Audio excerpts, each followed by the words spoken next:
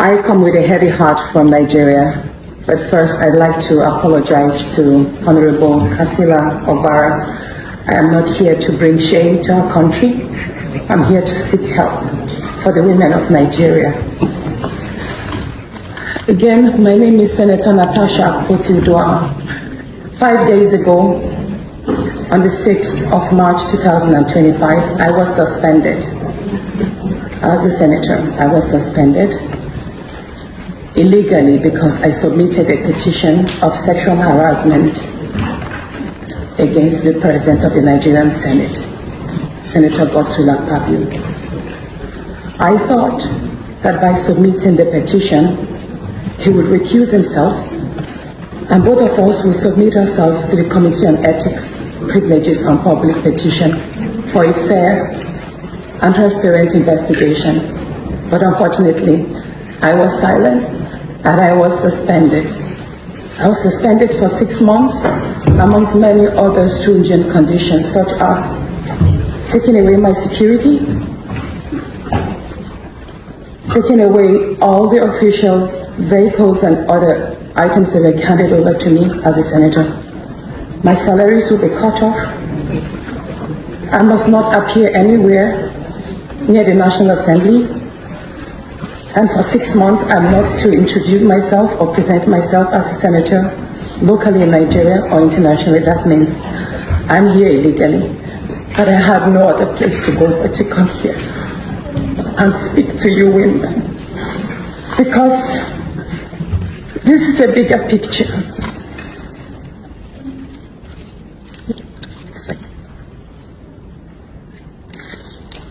This is a bigger picture. It depicts the crisis of women political representation. My suspension is not just about me. It's about the systemic exclusion of women from political leadership in Nigeria. Women make up 3.6% of political offices, and in the Senate, it's just 2.8. We have 109 men, and only 4 of us are women. So right now, it's 108 with only 3 women. This is a clear case of political victimization, punishment for speaking out against impunity, corruption, and gender-based violence. The United Nations Declaration 48/104 declares sexual harassment as a form of gender violence. The Senate's actions are an assault on democracy. I was elected by my constituents to represent them. Yet a few powerful men have unilaterally decided to silence their voices by suspending me for 6 months. My call for an open and transparent investigation into harassment allegations have been met with hostility instead of accountability. If a female senator can be treated this way in the full view of the world, imagine what ordinary Nigerian women will go through every day in workplaces, in universities. Nigerian Senate is in trouble, big one. This one will be an eye-opener for some people to know what is happening in this country. Now, let me give you the gist. Senator Natasha, you know Senator Natasha now, the one that was being suspended for submitting a sexual assault petition against the Senate president. She was suspended for 6 months. And not only that, she was suspended for 6 months. Her salary will not be paid. Her security was withdrawn, and they told her they don't want to see her near the National Assembly. They don't want to see her near. They don't want to see her near the Senate House. In fact, she should not parade herself as the Senate president, or as she should not parade herself as a senator for the next 6 months. After all this suspension, this woman say, okay, she carry herself go United Nations, go submit request. Say, abeg make una come o. The senators in Nigeria are corrupt. Well, I will allow you now to watch the video, because I don't want to say it as if I'm supporting the woman, because to some extent I don't support her too. Yes, I don't support her. Madam, they ask you to move from your chair. Can you move from your chair no matter what? Are you there to fight? Are you there to do gara gara? Abba. Anyway, I'm not supporting her. Please watch this video then drop your comment on the comment section. Thank you, viewers. Yes. Well, it is not unusual for the Senate to make mistake. And we have a platform for senators in 1999 where we discussed this matter. And the structure of the Senate has provision to avoid this type level of mistake. We have the Committee on Judiciary and Legal Matters that could have been given the opportunity to review the report of the Ethics Committee so that they will not make this level of blunder. One could see clearly that they went on a frolic and it was a self-serving report. They didn't refer, they didn't believe that there have been senators before them and what has been the action of the reaction of the judiciary to this level of suspension. Natasha is the sixth senator to be suspended, from JKF Waku to Omar Gege to Ningi to Ali Ndume. And the court has frowned very vehemently to that kind of attitude. And they should have already known that what they are doing was just going on a heroic adventure, which could be prevented. And it is a pity. During our days in the Senate, we had elders, people who are old, who are mature, that this sort of issue should have been discussed in-house. Like the relocation of seats is normal, but it is not when a senator is entering the chamber that you now tell the senator your seat has been changed. It is totally administratively wrong. If you are changing a seat, which is okay, you will have conveyed this decision to the senator prior to the resumption of the plenary, so that you will have known that, look, as I'm going in, they've changed my seat, and the session account will now show me the new seat. But for you, it is unconventional for you to just enter the chamber like that, and somebody tells you, look, this is not your seat has been changed. It is very unusual. It is a little bit of, somebody will be curious, why this of this should happen at that level of responsibility. No, it is not right for them to take this decision. And Nigerians have seen that if Natasha goes to court, it is clear that you've gone outside your power and authority. You cannot strip the lady, the single senator, for being a senator. It is not possible. It's not your responsibility. The senator was voted for under the Nigerian Constitution, and you are a minority. The majority in our constituency voted for her. How can you say they should not pay our salary? You are not the one determining our salary. It's the Revenue Mobilization and Allocation Commission that determines salary of a senator. How does that not become your responsibility to say you will not be paid? Where constitutionally there is, under Section 111, a commission that is responsible for the provision of payment to senators. You say they should withdraw security. You are not the Inspector General of Police. That is the man responsible for deploying policemen to senators. So all these things they have done, honestly, they did it in a hurry. They should sit down and readdress it and make necessary adjustments. It cannot stand, definitely. Thank you so much, sir, for this insight, especially from your experience. And I'm glad that for the last statement you made, where you said they were in a hurry. Yes. And so it would then pique the interest of a number of people that why the rush? If you want a due process to follow, why this happened in about 24 hours, despite the fact that there was a court order to actually suspend the proceedings, which maybe they said they were served, or the court had no jurisdiction to determine how the Senate operates. So I'd like you to speak to that. And also, this Order 10, can you give us clarity on it, which she raised after she was asked to move her seat? Some people have said, irrespective of the fact that she raised Order 10 on privileges, she ought to have gone to her new seat in order to have been able to raise an order. Is that true? Whereas she said that Order 10 gives her the privilege to be able to raise, even if she were sitting on the floor or anywhere, as long as Order 10 was raised, she ought to have been heard and then a decision made. So honestly, that is neither here nor there. there must be order in the Senate. And she, out of inexperience, she exposed herself to that level of embarrassment. What normally she should have done was to run quickly to the seat and continue. But when you insist on talking from a seat not allocated to you, I think the Senate President has, authority to debar her from talking. But that Section 10 is so crucial that under any condition, if anybody raises that order, you must listen to the senator, but not when you are not properly seated. She should have just run to that place and talk. Nobody could have prevented her. But she shot herself on the foot by insisting on remaining at a position not allocated to her. All right. And then the rush for the process is 24 hours, because you talked about that. That is Nigerian factor. Now you have to rush to make sure that you achieve your aim. They know what to do. They know that they have to consult widely. There is a committee on judiciary and legal matters that should have looked at that and tell them this is not possible. This will be, rubbish by the judiciary, because there are precedents. How can you commit an offense? You know that it is against the law.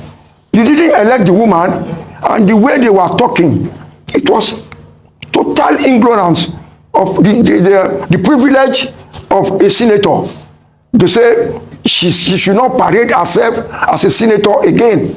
No, it was not ignorance, it was bias. In fact, before that judgment was made, I had pointed out occasions where I saw bias in the ethics committee, and I was correct. How can you say a senator should not parade herself? So it was bias. So in fact, let me also even tell you this, sir. Do you know, in order to be able to perpetrate their sinister acts, they moved the day forward. They moved the time 30 minutes forward. And I pointed out that on air last week. I showed the bias, and I was correct. I just want to ask you, for us to start restoring, if there's anything we even call integrity of the Senate, because I don't think there is, what punishment do we mete out to a Senate ethics committee that was unethical? Unethical with point A, violating a court order. A Senate ethics committee of the Federal Republic of Nigeria violating a court order of the Federal Republic of Nigeria, brazenly saying that they will evade and discard that order, that it cannot stop them from their intention to perpetrate bias, unmitigated bias, which they ended up doing. What punishment should be given to the ethics committee? We refer a lot to the Senate President. And one has no doubt that he was under influence. And under influence? The chairman of the committee was under the influence of who? Of Mr. President, the President of the Senate. Okay. All these things are not done normally. It was predetermined, and they knew where they were going, and they put themselves into the eyes of the public as people who are not properly organized. You don't rush things that you know you show bias, you show that you are not really serious people. That is what they exhibited. There was no need for hurry. If they knew what they were doing, they should have taken more time. But it is unfortunate. So what punishments do we give to the Senate Ethics Committee that became unethical? It's in the good book of the Senate President. No, it's in the good book of Senate President. So would they just go scot-free? That's not everybody after can subjecting our Senate to this charade and show of shame by being biased and ethically unbalanced, and they are the charge of an ethics committee? If the distinguished Senator Natasha goes to court, all these issues will be addressed, and it's left for the judge to condemn that kind of attitude, which they have done in the local constitution you cited, in the case of the Speaker of Bauchi against the House of Assembly member. That's the Bauchi State House of Assembly versus Katu Ghana, yes, which is a 2017 case. But okay, now The Senate is insisting that it can make its own rules. It says in a statement, even by Senator Bamidele Opeyemi yesterday, that look, this issue is not about sexual harassment, it's about gross misconduct on the part of a member of the Senate. I think we can't sit in judgment over this matter. Since the matter is going to go to court and it's within the rights of Senator Wa.hala to go to court, let the court decide what happens. But we were listing the various senators who have been suspended in the past. We listed about 5. The total with Wa.hala now will be 8. Yes. We left out Aton Zeribe. He was suspended at the time. We left out Senator Issa Mohammed from North Central. We left out Senator Femi Okunomu. So the total now will be 8. But I would like you to comment on this issue about sexual harassment. Is it the normal thing in the Senate that the men don't keep their eyes where they should place their eyes? You know, they are always looking at the female senators, even when we say they are very few. How about this issue about sexual harassment in the Senate or the National Assembly? And how serious, in your estimation, is it? And is it an issue that should still be addressed? Well, my own experience, the female senators did not look at themselves as if they were inferior to men. They were even up to, if you even mention that Itagiwa is a woman, the response you are going to get will make you ashamed of yourself because they will stand up to you. So, but the beauty of distinguished Senator Natasha is a problem to her. How can beauty be a problem? You know, men, when somebody who is pretty passes by you, your attitude will change. You can smile, you can wink, but you may not talk to her. But her beauty is a problem. There's no doubt about that. How is it a problem, sir? That's the question. Why should beauty be a problem? To men, when she's passing, there's no way a man will not look at that woman. No, their job is to go and make laws for the good governance of you may not talk not to look at beautiful women. No, it is a natural thing for a man to look at beautiful women. How can you be a man and a beautiful woman is passing and you close your eyes? I think I have to see my optician. These my glasses will not be working very well. Because it is inbuilt. I see beautiful women every day. Is that not misogynistic in itself? Yeah, beyond that. It may be, you might time it, but it is inbuilt. Beyond that, Senator. But let him deal with the question of sexual harassment. Okay. All right. So, it did not happen in the Senate. He said when she visited the home of Mr. President. So, and that is a different matter. So, don't let us relate that one to what is happening in the chambers. There is no harassment at all. All right, so we in have the to chamber. relate it. And the reason why is because what she said was that as a result of her refusing his advancement, she was maligned in the Senate. So the consequences of what happened outside the Senate was bearing on her effectiveness as a senator, because she raised the point that when she would raise her hand, she would not be recognized. And he had even told her that you know what to do when she had talked about a particular bill that she was pursuing. So sexual harassment does have an impact in the chambers. Beyond that, Senator Akpabio himself said that, when he was receiving the gift from the women legislative officers or his staff, that they're all beautiful women. Has he ever harassed them? So that excuse about the fact that because she's beautiful, she's now in danger. Maybe the suggestion would be that women who are beautiful should wear a burqa so as not to upset the men or to aggravate or to instigate harassment, as you have said. But he said himself that beauty is not a problem for him. He's surrounded by beautiful women and he has never approached them. So that's not the issue about beauty in his opinion. But I want you to talk about the fact that she mentioned that the actions that happened outside the chambers were affecting her job as a senator within the chambers, and that's why she brought the case forward. There are psychologists who can be more, appropriate in commenting on this sort of issue.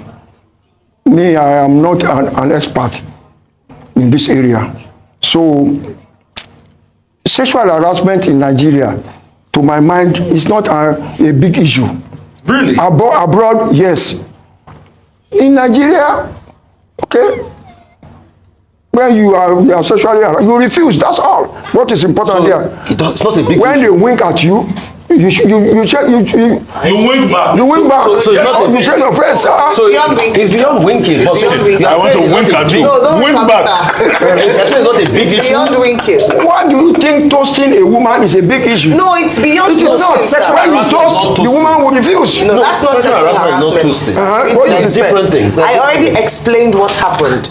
Yes, you're right. If someone comes to meet you and talk to you, you have the right to refuse. But if the person who is in a position of authority then decides to use that as a weapon against you, it is a problem. And in many countries around the world, it's a crime. And it's either ways. If you withhold sexual favors from a woman who is a boss, and because of that she denies you promotion, doesn't allow you to do your work, in this instance, she has the right to represent her constituents. And if that matter is disturbing that, then she has the right to speak up. And so it's just like our daughters. If we had daughters who come to you and say that, Daddy, there's this man in my office, he's oppressing me, he won't give me promotion, I can't get raised because I refuse to sleep with him. That is sexual harassment. And so it goes beyond winking. It goes beyond, I'm talking to you. It is the fact that a woman has a right, or a man is disturbed as a result of not, if it's consensual, they are both adults. Yeah. But if as a result of me saying no, you refuse to accept the no and then victimize me for that, that's a big problem, sir. Don't you agree? All right. So you have seen it, Val. What is your take on it? Drop your comment on the comment section. Let's discuss. I don't know who you are supporting. Are you supporting Akpabio? Are you supporting Senator Natasha? Whichever one, drop it on the comment section. Thank you very much. I'll see you in my next video. Thank you. God bless you.